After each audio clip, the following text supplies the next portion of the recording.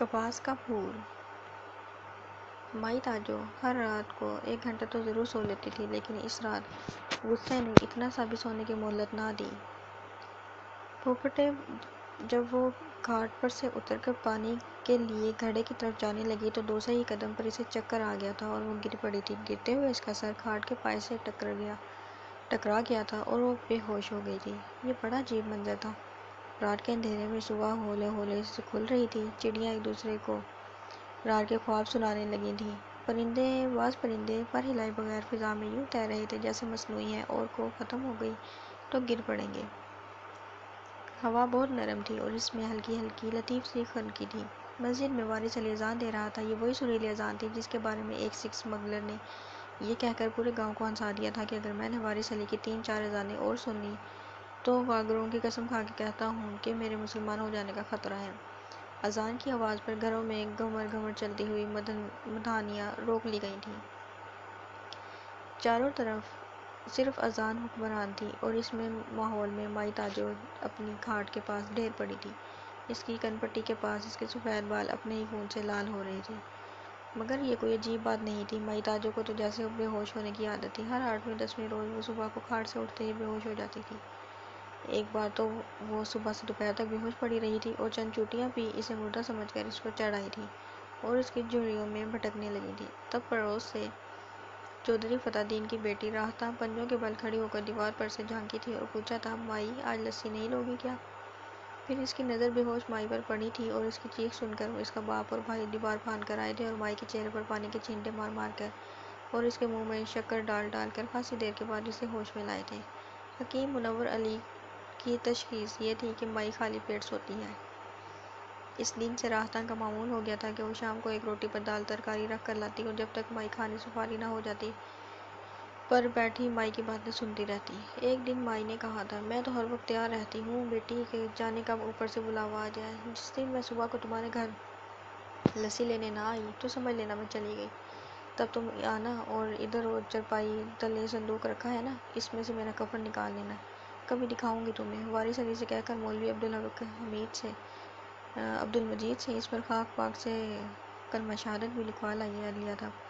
ڈرتی ہوں اسے بار بار نکالوں گی تو کہیں خاک پاک جھاڑ ہی نہ جائے۔ بس یوں سمجھ لو کہ یہ وہ لٹھا ہے جس سے بعد شہزادیاں برقعے سلاتی ہوں گی۔ کپاس کے خاص پھولوں کی روئی سے تیار ہوتا ہے یہ کپڑا۔ تین کے پترے کی طرح کھٹ کھٹ بولتا ہے۔ چکی پیس پیس کر کمایا ہے۔ میں لوگوں کو عمر بھر آٹا دیتی رہی ہوں اور ان سے کفن لیتی رہی ہوں۔ کیوں بیٹی، یہ کوئی گھاٹے کا سودا تھا؟ نہیں تھا نا۔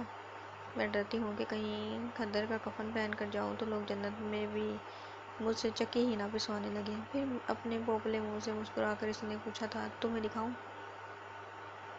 نہ مائی، راہتا نے ڈر کر کہا تھا۔ خاک پاک جھڑ گئی تو؟ پھر اس نے موضوع بدلنے کی کوشش کی۔ ابھی تو تم 20 سال اور جیو گی، تمہارے ماتھے پر تو 5 لکیریں، 5 20 یا 100۔ مائی کا ہاتھ فوراً اپنے ماتھے کی طرف اٹھ گیا۔ ہائے 5 کہاں ہیں بیٹی، کل 4 ہیں، 5ویں تو یہاں سے ٹوٹی ہوئی ہے۔ تو چھری کی نوک سے دونوں ٹکڑوں کو ملا دے تو شاید ذرا سا اور جی لوں، تیرے گھر کی لسی تھوڑی سی اور پی لوں۔ مائی کے پوپلے منہ سے ایک بار پھر گول سی مسکراہٹ پیدا ہوئی۔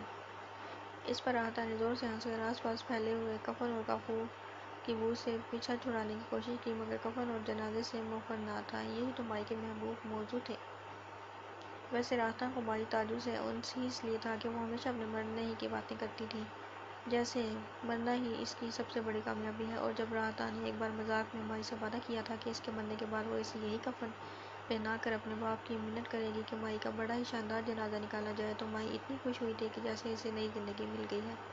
راہتا سوچتی تھی کہ یہ کیسے بد نصیب ہے جس کا پوری دنیا میں کوئی بھی اپنا نہیں ہے، اور جب یہ مری تو کسی آنکھ سے ایک آنسو بھی تو آنسو نہیں ٹپکے گا۔ بعض موتیں کتنی آباد اور بعض کتنی ویران ہوتی ہیں۔ اور راہتا کا ننھا بھائی کنویں میں گر کر مر گیا تھا تو کیا شاندار ماتم ہوا تھا۔ کئی دن تک بین ہوتے رہے تھے اور گھر سے باہر چوپال پر دور دور سے فاتح خوانی کے لیے آنے والوں کے ٹھٹ لگے رہے تھے۔ اور پھر انہی دنوں کریمے کا بچہ نمونیے سے مرا تو بس اتنا ہوا کہ اس روز کریمے کے گھر کا چولہا ٹھنڈا رہا اور تیسرے ہی روز وہ چوپال پر بیٹھا چودھری فتح دین کا خط بنا رہا تھا۔ موت میں ایسا فرق نہیں ہونا چاہیے۔ مر کر تو سب برابر ہو جاتے ہیں، سب مٹی میں دفن ہوتے ہیں۔ امیروں کی قبروں کے لیے مٹی ولایت سے تو نہیں منگائی جاتی، سب کے لیے یہی پاکستان کی مٹی ہوتی ہے۔ کیوں مائی؟ ایک دن راہتا نے پوچھا تھا۔ کیا اس دنیا میں سچ مچ تمہارا کوئی نہیں ہے؟ واہ، کیوں نہیں؟ مائی مسکرائی۔ اچھا، راہتا کو بڑی حیرت ہوئی۔ ہاں ایک ہے، مائی بولی۔ راہتا بہت خوش ہوئی کہ مائی نے اسے ایک ایسا راز بتا دیا جس کو گاؤں کے بڑے بوڑھوں کو تک کوئی علم نہیں تھا۔ کہاں رہتا ہے وہ؟ اس نے بڑے شوق سے پوچھا۔ وہ، مائی مسکرائی جا رہی تھی۔ وہ یہاں بھی رہتا ہے، وہاں بھی رہتا ہے، دنیا میں کوئی جگہ ایسی نہیں جہاں وہ نہ رہتا ہو۔ وہ بارڈر کے ادھر بھی رہتا ہے، بارڈر کے ادھر بھی رہتا ہے، وہ تو… راہتا نے بے قرار ہو کر مائی کی بات کاٹی۔ ہائے، ایسا کون ہے وہ؟ اور مائی نے اسی طرح مسکراتے ہوئے کہا، خدا بیٹی، اور کون ہے؟ راہتا کو اس کے باپ کے ذریعے پتہ چلا تھا کہ آج سے کوئی آدھی صدی ادھر کی بات ہے، گاؤں کا ایک نوجوان پٹواری مائی تاجو کو یہاں لے آیا تھا۔ کہتے ہیں مائی تاجو ان دنوں اتنی خوبصورت تھی کہ اگر وہ بادشاہوں کا زمانہ نہ ہوتا تو مائی ملکہ ہوتی۔ اس کے حسن کا چرچا پھیلا تو اس گاؤں سے نکل کر پٹواری کے آبائی گاؤں تک جا پہنچا، جہاں سے اس کی پہلی بیوی اپنے 2 بچوں کے ساتھ یہاں آ دھمکی۔ پٹواری نے مائی تاجو کو دھوکہ دیا تھا کہ وہ کنوارا ہے۔ تاجو نے اپنے باپ کی مرضی کے خلاف رو پیٹ کر اور نہر میں کود جانے کی دھمکی دے کر شادی کی تھی۔ اوپر سے پہلی بیوی نے جب اپنا سینہ 2 ہتھوڑوں سے پیٹنا شروع کیا اور ہر 2 ہتھوڑ پر تاجو کو ایک گندی بساندی گالی تھما دی تو تاجو چکنا چور ہو کر یہاں سے بھاگی اور اپنے گاؤں میں جا کر دم لیا۔ ماں نے تو اسے لپٹا لیا، مگر باپ آیا تو اس نے بازو سے پکڑ کر باہر سے میں لے گیا اور بولا، چاہے پٹواری کی 3 بیویاں اور ہوں، تمہیں اسی کے ساتھ زندگی گزارنی ہے۔ تم نے اپنی مرضی کی شادی کی ہے، ہمارے لیے یہی بے عزتی بہت ہے۔ اب یہاں بیٹھنا ہے تو طلاق لے کر آؤ، ورنہ وہیں رہو، چاہے نوکرانی بن کر رہو۔ ہمارے لیے تو تم اسی دن مر گئی تھی جب تم نے پوری برادری کی عورتوں کے سامنے چھوکروں کی طرح کر کر کہہ دیا تھا کہ شادی کروں گی تو پٹواری سے کروں گی، ورنہ کنواری مروں گی۔ جاؤ، ہم یہی سمجھیں گے کہ ہمارے ہاں کوئی اولاد ہی نہیں تھی۔ اس کی ماں روتی پیٹتی رہی، مگر باپ نے ایک نہ مانی، اور جب تاجو آدھی رات کو واپس گاؤں میں پہنچ کر پٹواری کے دروازے پر آئی تو اس میں تالا پڑا ہوا تھا۔ رات وہیں دروازے سے لگی بیٹھی رہی۔ صبح لوگوں نے اسے دیکھا تو پنچایت نے فیصلہ کیا کہ تاجو پٹواری کے باقاعدہ منقوہ ہے، اس لیے اس کا پٹواری کے گھر پر حق ہے، اس لیے تالا توڑ دو۔ گاؤں والوں نے چند روز تک تو پٹواری کا انتظار کیا، مگر اس کی جگہ ایک نیا پٹواری آ نکلا۔ معلوم ہوا کہ اس نے کسی اور گاؤں میں تبادلہ کرا دیا ہے۔ گاؤں کے 2 آدمی اسے ڈھونڈنے نکلے اور جب وہ مل گیا تو پٹواری نے انہیں بتایا کہ اس نے ان کے گاؤں کا رخ کیا تو اس کی پہلی بیوی کے 6 فٹے بھائی اسے قتل کر دیں گے۔ 6 فٹے بھائی اسے قتل کر دیں گے۔ میں نے یہ بات اپنی پہلی بیوی کو بھی نہیں بتائی کہ میں تمہارے گاؤں کے جس مکان میں رہتا تھا وہ میں نے خرید لیا تھا اور وہ میری ملکیت ہے۔ یہ مکان میں اپنی دوسری بیوی تاجو کے نام لکھ دیتا ہوں، میں اسے طلاق نہیں دوں گا، مجھے اس سے محبت ہے۔ یہ کہہ کر وہ رونے لگا تھا۔ گاؤں والوں کی مہربانی سے پٹواری نے اسے طلاق کے بعد مکان دے دیا اور وہ بھی صبر شکر کر کر بیٹھ گئی، کیونکہ اس کے پیٹ میں بچہ تھا۔ بچہ جب پیدا ہوا تو اس کا نام اس نے حسن دین رکھا۔ محنت مزدوری کر کے اسے پالتی پوستی رہی، مڈٹ تک پڑھایا بھی، مگر اس کے بعد ہمت نہ رہی۔ تاجو کے حسن کی وجہ سے اس پر ترس تو سب کو آتا تھا، مگر پٹواری سے جدا ہونے کے بعد وہ اپنی جوانی پر سانپ بن کر بیٹھ گئی تھی۔ ایک بھلے آدمی نے حسن دین کو اعلیٰ تعلیم دلوانے کا لالچ دے کر تاجو سے عقد کرنے کی خواہش ظاہر کی تو تاجو نے اس کی 7 پشتوں کو توڑ ڈالا اور حسن دین کلہاڑی لے کر اس خداترس کے پیچھے پڑ گیا۔ اس کے بعد کسی کو کچھ کہنے کا حوصلہ نہ ہوا۔ حسن دین چند برس آوارہ پھرتا رہا، پھر جب اس کے عشق کرنے کا زمانہ آیا تو وہ فوج میں بھرتی ہو گیا۔ اس کے بعد مائی تاجو کے چند برس اچھے گزرے۔ حسن دین حوالداری تک پہنچا، اس کے رشتے کی بات بھی ہو گئی، مگر پھر دوسری جنگ چھڑ گئی اور حسن دین ادھر بنغازی میں مارا گیا۔ تب مائی تاجو نے چکی پیسنی شروع کی اور اس وقت تک پیستی رہی جب وہ ایک دن چکی کے پاٹ پر سر رکھے بے ہوش پائی گئی۔ اس روز جب وہ ہوش میں آئی تھی تو حکیم کے ہاتھ کو چکی کی ہتھی سمجھ کر گھما دیا تھا۔ اگر اس کے پڑوس میں چودھری فتح دین کی بیٹی راہتا نہ ہوتی تو وہ اپنی بار بار کی بے ہوشیوں میں سے کسی بے ہوشی کے دوران کوچ کر جاتی۔ وہ راہتا سے کہا کرتی تھی کہ بیٹی، اگر میرا حسن دین ہوتا تو میں تجھے تیری شادی پر سونے کا ست لڑا ہار دیتی۔ اسے خدا نے اپنے پاس بلا لیا، اب میں ہر وقت تیرے لیے دعا کرتی ہوں کہ تو جگ جگ جیے اور شادی کے بعد بھی اسی طرح سکھی رہے جیسے اپنے باپ کے گھر سکھی ہے۔ اس رات مائی تاجو کو اس بات کا غصہ تھا کہ جب اندھیری شام تک راہتا اس کی روزانہ کی روٹی نہ لائی تو وہ خود ہی لاٹھی ٹیکتی فتح دین کے گھر چلی گئی۔ فتح دین کی بیوی سے راہتا کا پوچھا تو معلوم ہوا کہ وہ کسی سہیلی کی شادی میں گئی ہے اور آدھی رات تک واپس آئے گی۔ پھر اس نے روٹی مانگی تو راہتا کی ماں نے صرف اتنا کہا، دیتی ہوں، پہلے گھر والے تو کھا لیں۔ راہتا کی وجہ سے وہ اپنے آپ کو فتح دین کے گھر والوں میں ہی شامل سمجھتی تھی، اس لیے ضبط نہ کر سکی، بولی، تو بیبی کیا میں بکارن ہوں؟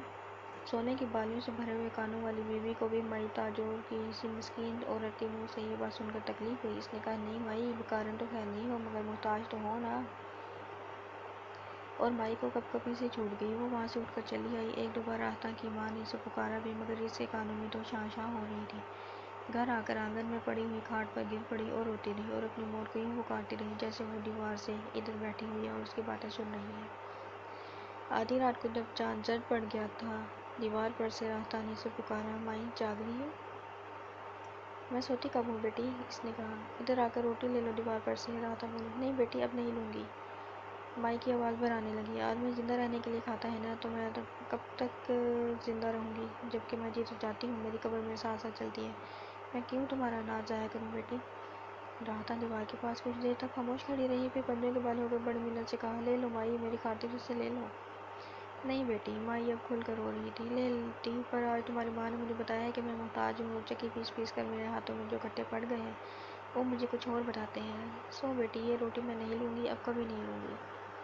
تمہاری لائی ہوئی کل شام والی روٹی میری آخری روٹی تھی، یہ روٹی اپنے کتے کے آگے ڈال دو۔ اس کے بعد اس نے سنا کہ راہتا اور اس کی ماں کے درمیان کچھ تیز تیز باتیں ہوئیں، پھر راہتا رونے لگی اور ماں اسے ڈانٹنے لگی۔ اس کے بعد فتح دین کی آواز آئی، سونے دو گی یا میں چوپال پر جا کر پڑھ لوں؟ پھر جب سب خاموش ہو گئے تو مائی تاجور اٹھ بیٹھی۔ اس سے لگا کہ راہتا اپنے بستر پر پڑی آنسو بہا رہی ہے۔ وہ دیوار تک گئی ہوئی مگر پھر فتح دین کے ڈر سے پلٹ آئی، گھڑے میں سے پانی پیا اور دیر تک ایلومینیم کا کٹورا اپنے چہرے پر پھیرتی رہی۔ آج وہ کتنی تپ رہی تھی اور یہ پیالہ کتنا ٹھنڈا تھا۔ اب گرمیاں ختم سمجھو۔ اسے اپنے لحاف کا خیال آیا جس کی روٹی لکڑی کی طرح سخت ہو گئی تھی، اب کہ اسے دھنواؤں گی، پر اللہ کرے دھنوانے کی ضرورت ہی نہ پڑے، اللہ کرے اب کے لحاف کی بجائے میں اپنا کفن اوڑھوں۔ وہ گھڑے کے پاس سے اٹھ کر چارپائی پر آ گئی، کچھ دیر تک پاؤں لٹکائے بیٹھی رہی، پھر اسے ایک لمبی سانس سنائی دی، یہ راہتا کی سانس ہوگی۔ ہائے خدا کرے وہ سدا سکی رہے، ایسی پیاری بچی اس نکچڑی کے ہاں کیسے پیدا ہو گئی؟ اسے تو میرے ہاں پیدا ہونا چاہیے تھا۔ اسے اپنا حسن دن یاد آ گیا اور رونے لگی، پھر آنسو پونچھ کر لیٹی تو آسمان پر سے ستارے جیسے نیچے لٹک آئے اور ہوا کے جھونکوں کے ساتھ ہلنے لگے۔ فتح دین کا کتا گھرا کر ایک بلی پر جھپٹا اور بلی دیوار پر سے پھاند کر اس کے سامنے سے گولے کی طرح نکل گئی۔ کسی گھر میں مرغے نے بانگ دی اور پھر بانگوں کا مقابلہ شروع ہو گیا۔ یکایک سب مرغوں نے ایک دم یوں خاموش ہو گئے جیسے ان کے گلے ایک ساتھ گھونٹ دیے گئے ہیں۔ پورے گاؤں کے کتے بھونکنے لگے۔ پھر مشرق کی طرف سے ایسی آوازیں آئیں جیسے قریب قریب ہر رات آتی ہیں۔ بارڈر پر رینجر اسمگلروں کے تعاقب میں ہوں گے۔ پھر اس پر غنودگی سے چھانے لگی اور اس نے آنکھیں بند کر لیں، پھر ایک دم کھول دیں۔ بڑی آئی وہاں سے مجھے محتاج کہنے والی، چکی پیستے پیستے ہاتھوں کی جلد ہڈی بن گئی ہے اور مجھے محتاج کہتی ہے۔ قیامت کے دن شور مچاؤں گی کہ اسے پکڑو، اس نے مجھ پر بہتان باندھا ہے، مگر وہاں کہیں یہ میری راہتا بیچ میں نہ بول پڑے۔ اٹھ کر اس نے پانی پیا اور واپس جا کر چارپائی پر پڑ رہی۔ پھر جب وہ پھٹی تو اس کا حلق اس کے جوتے کے چمڑے کی طرح خشک ہو رہا تھا۔ وہ پھر پانی پینے کے لیے اٹھی مگر دوسرے ہی قدم پر چکرا کر گر پڑی، سر کھاٹ کے پائے سے ٹکرایا اور بے ہوش ہو گئی۔ جب مائی تاجور ہوش میں آئی تو اسے پہلا احساس یہ ہوا کہ نماز قضا ہو گئی ہے۔ پھر ایک دم وہ ہڑبڑا کر اٹھی اور دیوار کی طرف بھاگی۔ ہر طرف گولیاں چل رہی تھیں اور عورتیں چیخ رہی تھیں اور بچے بلبلا رہے تھے اور دھوپ میں جیسے سوراخ ہو گئے تھے جن میں سے دھواں داخل ہو رہا تھا۔ دور سے گڑگڑاہٹ، دھماکوں کی مسلسل آوازیں آ رہی تھیں اور گلی میں سے لوگ بھاگتے ہوئے گزر رہے تھے۔ راہتا، اے بیٹی راہتا، وہ پکاری۔ راہتا اندر کوٹھے سے نکلی، اس کا سنہرا رنگ مٹی ہو رہا تھا اور اس کی آنکھیں پھیل گئی تھیں۔ اس کی آواز میں چیخیں اور آنسو اور کپی کپی اور نہ جانے کیا کچھ تھا۔ جلدی سے نکل جاؤ مائی، گاؤں میں سے نکل جاؤ، لاہور کی طرف بھاگو، ہم بھی لاہور جا رہے ہیں، تم بھی لاہور چلو، ہندوستان کی فوج آ گئی ہے۔ یہ کہہ کر وہ اندر بھاگ گئی۔ ہندوستان کی فوج آ گئی ہے؟ یہاں ہمارے گاؤں میں کیوں آ گئی ہے؟ بارڈر تو 3 میل ادھر ہے۔ یہ فوج یہاں کیوں آئی ہے بیٹی؟ مائی حیران ہو کر پکاری، کہیں غلطی سے تو نہیں آ گئی؟ بھائی فتح دین کہاں سے آئی ہے؟ اسے بھیجو نا، انہیں سمجھاؤ کہ یہ پاکستان ہے۔ مگر راہتا کا کوئی جواب نہ آیا۔ شور بڑھ رہا تھا، مشرق کی طرف کوئی گھر جلنے بھی لگا تھا۔ چند گولیاں اس کے کوٹھے کے دروازے کے اوپر والے حصے میں ٹڑاک ٹڑاک سے لگیں اور مٹی کی لپائی کے بڑے بڑے ٹکڑے زمین پر آ رہے۔ چند گولیاں ہوا کو چیر دینے والی سیٹیاں بجاتی چھت پر سے گزر گئیں۔ فتح دین کے صحن کی ٹاہلی پر سے پاگلوں کی طرح اڑتا ہوا ایک کوا اچانک ہوا میں لڑکھڑیاں کھاتا ہوا آیا اور مائی تاجو کے گھر کے پاس پتھر کی طرح گر پڑا۔ پھر زور کا دھماکہ ہوا اور مائی جو دیوار سے ہٹ آئی تھی پھر دیوار کی طرف بڑھی۔ ایک دم چودھری فتح دین کے دروازے کو کسی نے کوٹ ڈالا۔ پھر کواڑ دھڑام سے گرے، کٹھی بہت سی گولیاں چلیں اور کٹھی بہت سی چیخیں بلند ہوئیں۔ مائی نے ان میں سے راہتا کی چیخ کو صاف پہچان لیا۔ "راہتا بیٹی!" وہ چلائی۔ لاٹھی ٹیکتی ہوئی لپکی اور اپنے دروازے کی کنڈلی کھول کر باہر گلی میں آ گئی۔ گلی میں شہاب الدین، نور اللہ، محمد شفیق، حیدر خان اور جانے کس کس کی لاشیں پڑی تھیں۔ چودھری ہی فتح دین کے گرے ہوئے دروازے کے پاس مولوی عبدالمجید مردہ پڑے تھے۔ ان کا آدھا چہرہ اڑ گیا تھا۔ مائی نے مولوی صاحب کو ان کی نورانی داڑھی سے پہچانا۔ چودھری فتح دین کے صحن میں خود فتح دین اور اس کے بیٹے مرے پڑے تھے۔ فتح دین کی بیوی کے بالیوں بھرے کان غائب تھے۔ اندر کوٹھوں میں اٹاف پٹاخ مچی ہوئی تھی اور باہر راہتا خوف سے فوجیوں میں گھری اپنی عمر سے 14-15 سال چھوٹے بچوں کی طرح چیخ رہی تھی۔ پھر ایک سپاہی نے اس کے گریبان میں ہاتھ ڈال کر جھٹکا دیا تو کتا پھٹ گیا اور وہ ننگی ہو گئی۔ فوراً ہی وہ گٹھری سی بن کر بیٹھ گئی، مگر پھر ایک سپاہی نے اس کے کرتے کا باقی حصہ بھی نوچ لیا اور قہقہے لگاتا ہوا اس سے اپنے جوتے پونچھنے لگا۔ پھر مائی تاجو آئی، راہتا پر گر پڑی اور ایک عجیب سی آواز میں جو کہ اپنی نہ تھی بولی، "اللہ تیرا پردہ رکھے بیٹی، اللہ تیری حیا قائم رکھے۔" ایک سپاہی نے مائی کا سفید جوڑا پکڑ کر اسے راہتا پر سے کھینچا، جہاں تک خون سے اس کا ہاتھ بھیگ گیا، اور مائی وہیں راہتا پر سے کھینچنا چاہا تو خون سے اس کا ہاتھ بھیگ گیا، اور مائی وہیں راہتا کو ڈھانپتے ہوئے بولی، "یہ لڑکی تم میں سے کسی کی بہن بیٹی ہوتی تو کیا تم جب بھی اس کے ساتھ یہی کرتے؟ یہ لڑکی تو…" کسی نے یہ کہہ کر مائی تاجو کی پسلیوں میں زور کی ٹھوکر مار دی کہ "ہٹو یہاں سے، ہمیں دیر ہو رہی ہے اور ابھی دوپہر تک ہمیں لاہور پہنچنا ہے۔" اور مائی یوں ایک طرف لڑک گئی جیسے چیتڑوں سے بنی ہوئی گڑیا تھی۔ پھر سب کے ہاتھ راہتا کی طرف بڑھے جو اب چیخ نہیں رہے تھے۔ اب وہ ننگی کھڑی تھی اور یوں کھڑی تھی جیسے کپڑے پہنے کھڑی ہے۔ اس کا رنگ مائی تاجو کے کفن کے لٹے کا سا ہو رہا تھا اور اس کی آنکھیں اتنی پھیل گئی تھیں کہ معلوم ہوتا تھا ان میں پتلیاں کبھی تھیں ہی نہیں۔ مائی تاجو ہوش میں آئی تو اس نے دیکھا کہ اس کے پاس وارث علی مؤذن کھڑا ہے۔ پھر اس نے ادھر ادھر دیکھا، لاشوں کے چہرے ڈھانپے ہوئے تھے۔ "راہتا کہاں ہے؟" وہ یوں چیخ کر بولی جیسے اس کے جسم کی دھجیاں اڑ گئی ہیں۔ وارث علی سر جھکائے ایک طرف جانے لگا۔ "میری راہتا کہاں ہے؟" وہ کھڑی ہوئی اور وارث علی کی طرف یوں قدم اٹھایا جیسے اسے قتل کرنے چلی ہے۔ "کہاں ہے وہ؟" وارث علی کے پاس آ کر وہ جیسے سن ہو کر رہ گئی۔ وارث علی کا چہرہ لہو لہان ہو رہا تھا اور اس کے ایک بازو پر سے اس کا گوشت ایک طرف کٹ کر لٹک رہا تھا۔ وہ بولا تو مائی تاجو نے دیکھا کہ اس کے ہونٹ بھی کٹے ہیں اور اس کے منہ میں بھی خون ہے۔ "کسی کو کچھ نہیں پتا مائی، کون کہاں گیا ہے، بس اب تو یہاں سے چلی جا۔ ہندوستانی فوج سے آگے نکل گئی ہے۔ ہندوستانی فوج سے آگے نکل گئی ہے اور گاؤں کے گردان کے آدمی گھیرا ڈالے بیٹھے ہیں۔ تو کمار کے کھیتوں میں چھپتی چھپاتی لاہور کی طرف جا سکتی ہے تو چلی جا، وہاں مرے گی تو کوئی تیرا جنازہ تو پڑے گا۔ اب جا، مجھے کام کرنے دے۔" "دیکھ بیٹا…" مائی بولی، "میں پانی لاتی ہوں، تو ذرا کلی کر لے۔ تو مؤذن ہے اور میں اتنا بہت سا خون لیے کھڑا اور منہ میں اتنا بہت سا خون لیے کھڑا ہے، خون تو حرام ہوتا ہے بیٹا۔ میں سب کر لوں گا۔" وارث علی چلایا، مگر پھر ادھر ادھر دیکھ کر آہستہ سے بولا، "خدا کے لیے مائی، اب چلی جا یہاں سے۔ میں نے اتنے بہت سے لوگ مرتے دیکھے ہیں کہ اب تو مرے گی تو میں سمجھوں گا پوری دنیا مر گئی۔ چلی جا خدا کے لیے۔ پہلے بتا، میری راہتا بیٹی کدھر گئی؟" ماں نے ضد کی۔ وارث علی نے پوچھا، "تجھے یاد ہے نا، اسے ننگا کر دیا گیا تھا؟" "ہاں۔" مائی نے سر ہلایا اور اس کی ایک خون آلود رسی کی طرح اس کے منہ پر لٹک گئی۔ "تو پھر تو یہ کیوں پوچھتی ہے کہ وہ کدھر گئی؟" اور مائی نے اپنے سینے پر اس دور کا دوہتر مارا جیسے چودھری فتح دین کی حویلی کا دروازہ ٹوٹا ہے۔ وہ دھپ سے بیٹھ کر اونچی آواز میں رونے لگی۔ وارث علی نے اس کے منہ پر ہاتھ رکھ دیا۔ "کسی نے سن لیا تو آ جائے گا۔" وہ بولا۔ پھر اسے بڑی مشکل سے کھینچ کر اٹھایا۔ "تو میری حالت دیکھ رہی ہے مائی، میں صرف اپنے خدا کی قدرت اور اپنے ایمان کی طاقت سے زندہ ہوں، ورنہ میرے اندر کچھ باقی نہیں رہا۔ میں گلیوں میں سے لاش گھسیٹ گھسیٹ کر ایک گڑھے میں جمع کر رہا ہوں۔ ابھی مجھے فتح دین اور لال دین اور نور الدین اور ماسی جنت کی لاشیں وہاں پہنچانی ہیں۔ پھر میں ان پر مٹی ڈال کر ان کا جنازہ پڑھوں گا اور مر جاؤں گا۔ مائی، بے جنازہ نہ مر، لاہور چلی جا۔ ہندوستانی فوج ادھر سے آ گئی ہے، تو دیکھے تو میں چھپتی چھپاتی نکل جا۔ میرے پاس بہت تھوڑا وقت ہے، دیکھ لو میرے تو جوتے بھی خون سے بھر گئے ہیں۔" ٹوٹے ہوئے دروازے پر سے گزرتے ہوئے وہ رک گئی۔ "وارث بیٹے…" وہ بولے، "لاہور تو چلا جا، جنازہ میں پڑھ دوں گی۔ میں بچ گئی تو یوں ہی کسی کو روز ایک روٹی حرام کرنی پڑے گی۔ تو مر گیا تو تیرے ساتھ تیری اذان بھی مر جائے گی۔" "نہیں مائی…" وارث علی جلدی سے بولا، "اذان بھی کبھی مری ہے، خدا کے لیے اب تو چلی جا۔" گلی میں قدم رکھتے ہوئے اس نے پلٹ کر پوچھا، تیرا کیا خیال ہے بیٹا، راہتا کو انہوں نے مار تو نہیں ڈالا ہوگا؟ وارث علی نے آسمان کی طرف انگلی اٹھا دی اور چوہدری فتح دین کی لاش پر جھک دیا۔ مائی تاجو گلی میں سے گزر رہی تھی۔ اس نے ایک ہاتھ میں لاٹھی تھام رکھی تھی، دوسرا ہاتھ پیٹ پر تھا اور وہ یوں جھکی چلی آ رہی تھی جیسے وہ غصے کے ڈھیر میں سے سوئی ڈھونڈنے نکلی ہے۔ مائی تاجو گاؤں کی آخری گلی میں سے نکل کر کھیت میں قدم رکھنے لگی، ٹھیک ہے جیسے ہر طرف سے گولیاں چلنے لگیں اور وہ ایک خالے میں لڑک کر لیٹ گئی۔ ہائے کہیں وہ وارث علی کو نہ مار رہے ہوں، مگر کیا ایک آدمی کو مارنے کے لیے اتنی بہت سی گولیوں کی ضرورت ہوتی ہے؟ خالے میں سے اس نے کھیت کے کئی گنے گولیوں کی زد میں ٹوٹتے ہوئے دیکھے۔ اس نے یہ تک دیکھا کہ جہاں سے گنا ٹوٹتا ہے وہاں سے رس کی ایک دھار نکل کر جڑ کی طرف بہنے لگتی ہے اور اسے راہتا یاد آ گئی اور وہ خالے میں سے اٹھ کھڑی ہوئی۔ ایک گولا اس کے سر کے پاس سے گزر کر پیچھے ایک درخت کے تنے میں جا لگا اور پورا درخت جیسے جھرجھری لے کر رہ گیا۔ وہ پورے خالے میں لیٹ گئی اور اسے ایسے لگا کہ وہ مر گئی ہے اور قبر میں پڑی ہے۔ تب اسے اپنا کفن یاد آیا۔ وہ اتنی تیزی سے خانے سے نکل کر گلی میں داخل ہوئی جیسے اس کے اندر کوئی مشین چلنے لگی ہے۔ اسے پہلی بار یاد آیا کہ وہ تو خالی ہاتھ لاہور جا رہی تھی، وہ تو اپنی کمائی گھر ہی بھول آئی تھی۔ اس کا کفن تو وہیں بکسے میں رکھا رہ گیا تھا۔ زندگی سے اتنی محبت بھی کیا کہ انسان اسے بچانے کے لیے بھاگے تو اپنا کفن ہی بھول جائے۔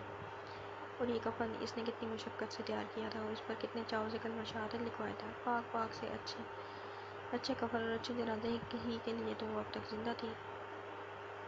اب وہ اتنی تیزی سے چل رہی تھی کہ جوانی میں بھی یوں نہیں چلی ہوگی۔ اس کے قد کا خم بھی ایک دم ٹھیک ہو گیا تھا اور لاٹھی کو ٹیکنے کی بجائے اسے تلوار کی طرح اٹھا رکھا تھا۔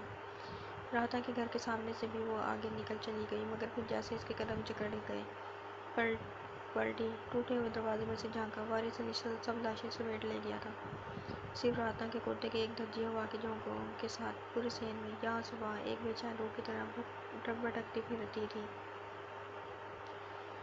مائی تاجو کا جی چاہا کہ 2 ہتھوڑے مار کر اپنا سینہ ادھیڑ دے، مگر ساتھ ہی اسے وارث علی یاد آ گیا جس نے کہا تھا۔ فوراً سے اپنا کفن یاد آیا۔ اس کے کوٹھے کا دروازہ کھلا تھا، گھڑے کے پاس کوا اسی طرح پڑا تھا، اس کا کھٹولا اسی طرح بچھا تھا، اندر اس کا بکسا کھلا پڑا تھا مگر اس میں کفن موجود تھا۔ کیسی منہ کی کھائی ہوگی انہوں نے جب بکسا کھولا ہوگا اور اس میں سے صرف کفن نکلا ہوگا۔ مائی کفن کو سر کی چادر میں چھپا کر باہر آئی تو چودھری فتح دین کا کتا بھاگتا ہوا آیا اور اس کے قدموں میں لوٹنے لگا۔ اس کے انداز سے معلوم ہوتا تھا کہ وہ ہنس نہیں سکتا ورنہ خوب ہنستا۔ چل ہٹ، مائی نے اسے ڈانٹا، میرے نمازی کپڑے پلید نہ کر۔ کتا اٹھ کھڑا ہوا۔ مائی نے دوسری گلی میں مڑتے ہوئے پلٹ کر دیکھا تو کتا وہیں کھڑا تھا اور اسی طرح کھڑا تھا جیسے لکڑی کا بن کر رہ گیا ہے۔ مائی نے کتے کو اپنی طرف بلانا چاہا مگر وہ پلٹا اور آہستہ آہستہ چلتا ہوا ایک دیوار کے سائے میں ایک دم یوں بیٹھ گیا جیسے گر پڑا ہے۔ ہائے بیچارہ، مائی کا احساسِ جرم پکارا۔ مگر پھر فضا میں اس زور کے دھماکے ہوئے کہ مائی تاجو کو زمین اپنے قدموں تلے ٹکڑے ٹکڑے ہوتی محسوس ہوئی۔ تیزی سے چلتے ہی ہوئی وہ پھر سے خالے میں جا گری۔ اب زمین ہل رہی تھی، فضا میں جیسے بہت سے شیر ایک ساتھ دہاڑے جا رہے تھے۔ وہ دھماکوں اور گولیوں اور گڑگڑاہٹوں کا شور قریب آتا جا رہا تھا۔ وہ کفن کو اپنے سینے سے چمٹائے خالے میں رینگنے لگی۔ برسوں پہلے چراغوں کا میلہ دیکھنے کے لیے اور 2 گاؤں کی دوسری عورتوں کے ساتھ اسی خالے کے کنارے چلتی ہوئی لاہور چھاؤنی میں جا نکلی تھی اور وہاں کیسا غضب ہوا تھا۔ بیچاری شاہ بھی ایک ٹانگے کے پہیے تلے آ کر وہیں چھالا مار کے دروازے پر ہی مگر گئی تھی۔ تو کیا راہتا مر گئی ہوگی؟ کیا راہتا مرنے کے لائق تھی؟ لا بیٹی، میں تیرے ہاتھ کی روٹی واپس نہیں کروں گی، روٹھ مت مجھ سے راہتا بیٹی۔ اس نے سنا کہ وہ اونچی اونچی بول رہی ہے، مگر اتنے شور میں اس کی آواز کون سنے گا؟ ارے میری اچھی، میری نیک، میری خوبصورت راہتا! خالے سے کپاس کے کھیت میں اور وہاں سے وہ گنے کے کھیر میں گھس گئی۔ دھماکے اتنے تیز ہو رہے تھے جیسے اس کے اندر ہو رہے ہیں۔ کہتے ہیں گولا لگے تو انسان گولے کی طرح پھٹ جاتا ہے۔ کون چنتا پھرے گا میری ہڈیاں اور پھر میرا کفن جس پر پاک پاک سے کلمہ شہادت لکھا ہے؟ کتنا گھنا ہے گنے کا یہ کھیت! یہ چودھری فتح دین کا کھیت ہے۔ راہتا اسی کھیت کے گنے چوس چوس کر کہتی تھی کہ مائی مجھے بڑھاپے سے صرف اس لیے ڈر لگتا ہے کہ منہ پوپلا ہو جاتا ہے اور گنا نہیں چوسا جا سکتا۔ مائی تاجو مسکرائی اور اس کی آنکھوں میں آنسو آ گئے۔ راہتا بیٹی ہے، میری راہتا بیٹی! مائی! آواز جیسے پاتال سے آئی تھی۔ انسان بھی عجیب مخلوق ہے، چاہے زمین اور آسمان بج رہے ہوں مگر اس کے کان بجنے سے باز نہیں آتے۔ مائی! ہائے، یہ آواز تو جیسے میری پسلی سے آئی ہے۔ وہ کفن کو سینے سے چمٹا کر دبک گئی۔ اس کی انگلیوں نے محسوس کیا کہ اس کا دل اس کے سینے سے نکل کر کفن میں آ گیا ہے اور یوں دھڑک رہا ہے جیسے توپیں چل رہی ہیں۔ مائی، اس کے سر پر کوئی بولا۔ مائی ہڑبڑائی اور اوپر دیکھا، پھر وہ دیکھتی رہ گئی۔ کفن اس کی گرفت سے نکل کر گر گیا اور وہ دیکھتی چلی گئی۔ مائی، راحتہ کہہ رہی تھی، تم تو میری طرف بس دیکھی جا رہی ہو، دیکھتی نہیں ہو میں ننگی ہوں، مجھے کچھ دو۔ مائی نے زور زور سے ہنستے ہوئے اور زور زور سے روتے ہوئے راحتہ کو یوں اپنی گود میں کھینچ لیا جیسے ننھے سے حسن کو دودھ پلانے چلی ہے۔ اب دھماکے جیسے کھیتوں کی چاروں مینڈوں پر ہو رہے تھے، مگر مائی ان سے بے نیاز راحتہ کا ماتھا چومے جا رہی تھی۔ ہائے، مجھے یہ اپنا کفن کیسا فالتو فالتو سا لگنے لگا ہے۔ کفن؟ راحتہ تڑپ کر مائی کی گود میں سے نکلی، کفن اٹھا کر اسے جلدی سے کھولا اور اپنے پورے جسم کو لپیٹ کر یوں مسکرائی جیسے وہ دیوار پر سے مائی کو روٹی تھمانے آئی ہے، اور مائی نے دیکھا کہ راحتہ اس کے کفن میں بڑی خوبصورت لگ رہی ہے۔ ہائے میری بیٹی، اللہ تیرا پردہ رکھے، اللہ تیری حیا قائم رکھے بیٹی۔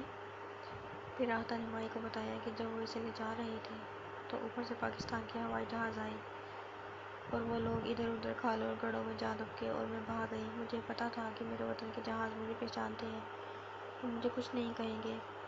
تب میں گاؤں پار کر کے یہاں آ گئی اور جب سے یہیں بیٹھی ہوں، اور جب سے میں یہاں بیٹھی ہوں مجھے ایسا لگ رہا ہے کہ میری مائی مجھے پکار رہی ہے، راحتہ، راحتہ بیٹی۔ کفن پر جگہ جگہ خون کے دھبے نمایاں ہونے لگے تھے۔ نوچی گھسوٹی ہوئی راحتہ کا جسم اپنا کفن کو منتقل کر رہا تھا اور خاک پاک نے اس خون کے لیے جگہ خالی کر دی تھی۔ اور لاہور کے کہیں آس پاس مائی نے کہا، راحتہ بیٹی، تو کتنی سچی ہے، تو نے میرا شاندار جنازہ نکلنے کا وعدہ کیا تھا، تو نے یہ وعدہ سچ مچ پورا کیا، تو میرے کفن میں کتنی پیاری لگ رہی ہے میری اچھی نیک خوبصورت راحتہ۔